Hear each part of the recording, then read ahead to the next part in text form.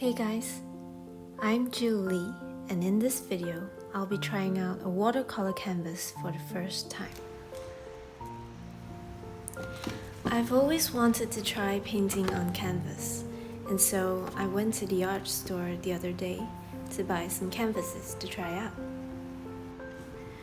Today, I'll be painting on this small 3mm thick watercolor canvas.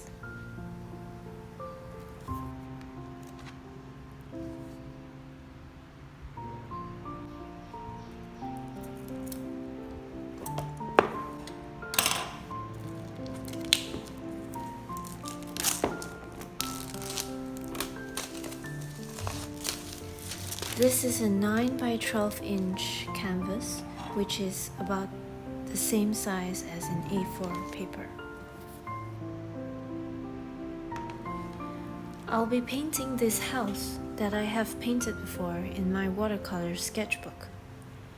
This is a 300 GSM cellulose paper sketchbook. I thought it would be interesting to compare the differences between painting on paper versus painting on canvas.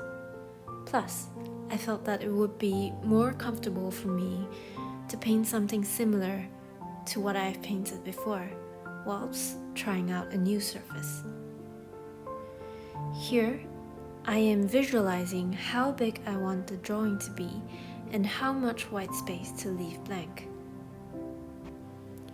Sketching on canvas was a bit scary at first, but after a while, it just felt almost like normal paper. The surface of this canvas was quite rough, and I did get some pencil lead on my hand, so I do recommend you sketch very lightly and try to avoid smudging the canvas.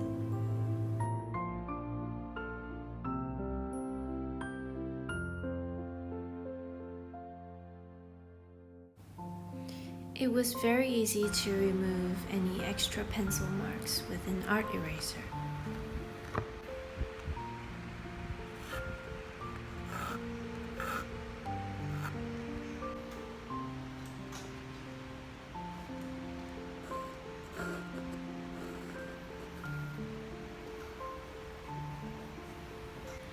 After I finished the sketch, I tried inking with this fine liner on the canvas.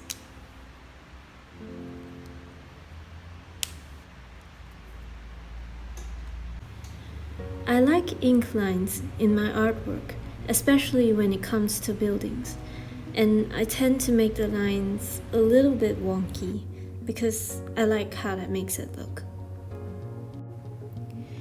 Inking was quite easy, but similar to pencil. The ink would come off or smudge if I rested my hand on it before it completely dried. So you definitely should try inking from left to right, and make sure you use a waterproof pen.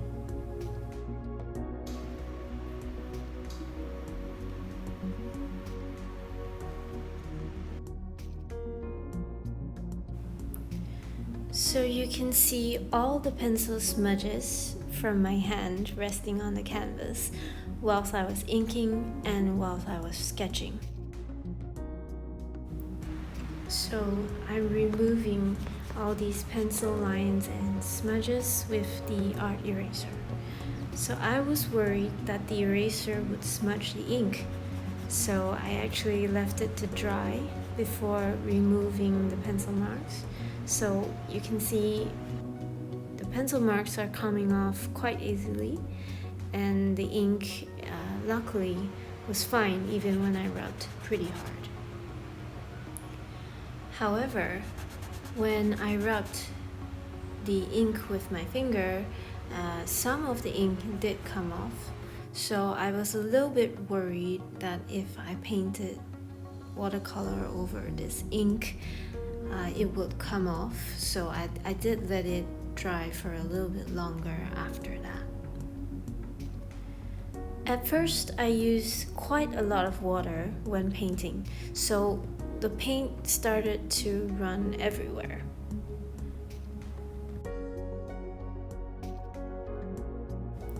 So obviously, after painting on canvas for a while, you start to notice that the canvas does not absorb as much water as watercolor paper. So I started to use less water and more pigments.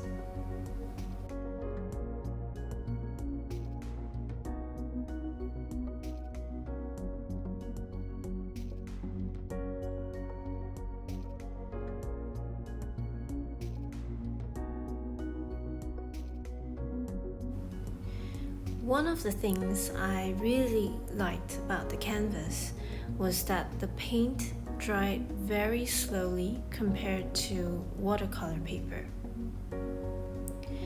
I live in a country which is very hot almost all year round, so I always found it difficult to paint wet on wet with paper because the paint just dries really fast.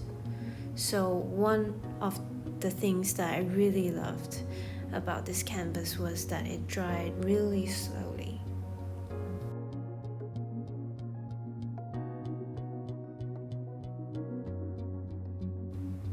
However, on the flip side, since the paint took quite some time to dry, I would accidentally cause the paint to run when I painted an adjacent section. So you can see right now I'm trying to lift the blue paint off the place that it's run into.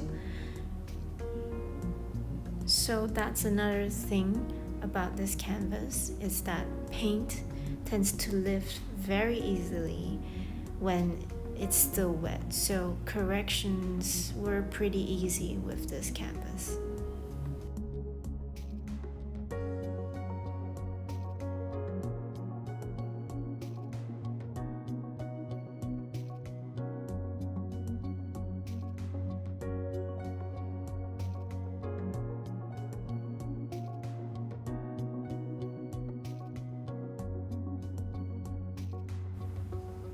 I really like the softness of painting wet on wet with watercolor, especially when it comes to painting trees and foliage. So that was one of the reasons why I've always stuck to watercolor instead of changing to acrylic or oil, because I really like that aesthetic that watercolor gives, that soft aesthetic. So I really wanted to try out watercolor canvas painting, because it's the best of both worlds. I get to paint on a surface that I don't need to frame, and I get the properties similar to watercolor paper, whereby I can do all these soft transitions and soft gradients.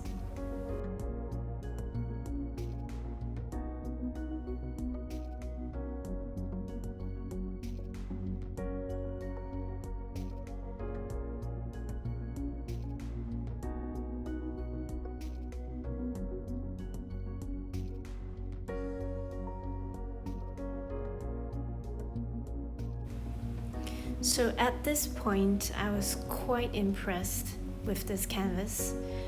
You can see I really liked this canvas. Shadows and gradients were so easy to create on this canvas because the paint would stay wet for such a long time. And I also really liked that the colors turned out quite saturated when you compare it to the very bleached white of the canvas. The house just pops out. Everything you draw it pops out quite a lot.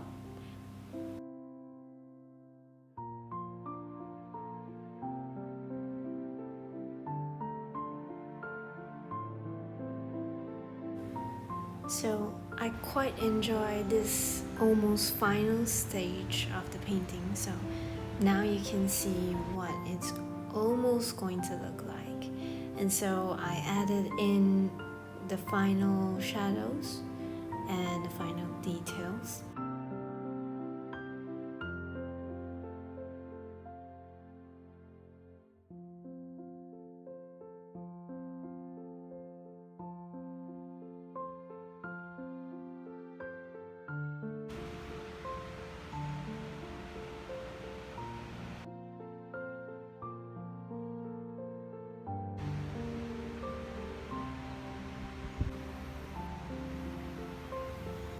At this stage, I was quite happy with what I had done.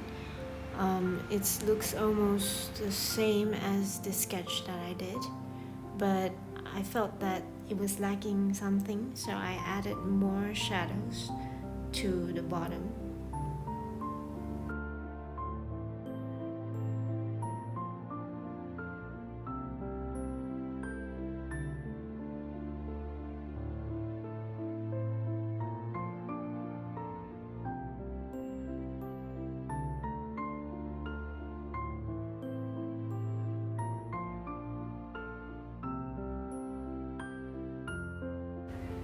So usually what I do when something is almost done, I leave it on the table and I go for a rest. And when I come back, usually I'll see something that I want to correct. So in this case, I felt that the bottom part needed more details and more definition. So I went in and added more details, more tiny details.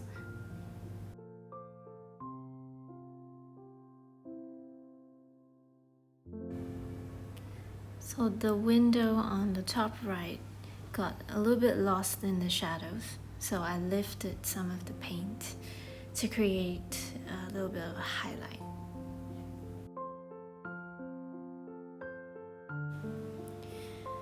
I'm really happy with how this painting turned out, and I'm also really glad that I chose to paint something that I have already painted before, so I had more confidence painting on canvas.